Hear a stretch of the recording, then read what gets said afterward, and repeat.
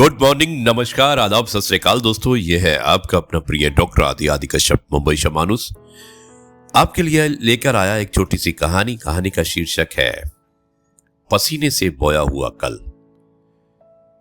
Episode number है 2045। शुरुआत करता हूं इस कहानी की कुछ इस प्रकार। गांव में उस दिन एक बार फिर से बारिश हो रही थी, ठीक वैसी ही मिट्टी की खुशबू लेकर जैसी हमेशा उम्मीद के साथ आती है। छोटा सा राहुल अपने नंगे पैरों से खेत की गीली मिट्टी में बैठा था। सामने पापा कन्हैया अपनी खुरपी रख चुके थे और बेटे के नन्हे हाथों को एक छोटा पौधा थमा रहे थे। राहुल ने मासूमियत से पूछा कि पापा, ये पौधा बड़ा कब होगा? कन्हैया मुस्कुराया, पर वो मुस्कान में उम्र की थकान भी थी। जल्दी नहीं बेटा, पर एक दिन जरूर बड़ा होगा। राहुल ने मिट्टी में गड्ढा दिया और पौधे को बहुत संभालकर उस गड्ढे में रख दिया। फिर उसने मिट्टी थपथपाई, जमाई और बोला, मैं रोज इसे देखूंगा, इसे बड़ा होते हुए देखूंगा। कन्हैया ने बेटे का सर सहलाया, और ये भी तुझे देखेगा बड़ा होते हुए। रात को झोपड़ी में बारिश की टपटप की आवाज थी। राहुल को नींद नहीं आ रही थी। वो उठा और पापा से बोला कि पापा, अगर मैं बड़ा हो गया तो क्या आप बूढ़े हो जाओगे?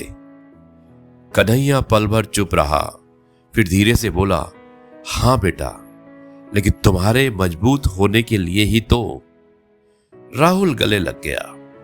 उसके लिए ये शब्द भारी थे, समझ से ज्यादा एहसास के।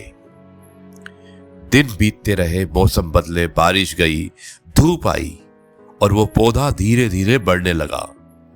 राहुल स्कूल जाता, वापस आकर सबसे पहले पौधे को पानी देता। पौधा जैसे हर रोज उससे कहता, मैं बड़ा हो रहा हूं, तू भी हो रहा है। एक दिन राहुल स्कूल से लौटा तो देखा कि पापा खेत में लेटे पड़े हैं। उनका सांस भारी था। डॉक्टर आया, दवाई दी, लेकिन बोला कमजोरी बहुत है, शरीर अब पहले जैसा नहीं रहा। राहुल ने पहली बार अपने पापा को हिलते देखा भीतर से। उस रात राहुल पौधे के पास बैठा और रोने लगा। तू तो बड़ा हो रहा है, पर पापा क्यों छोटे हो रहे हैं?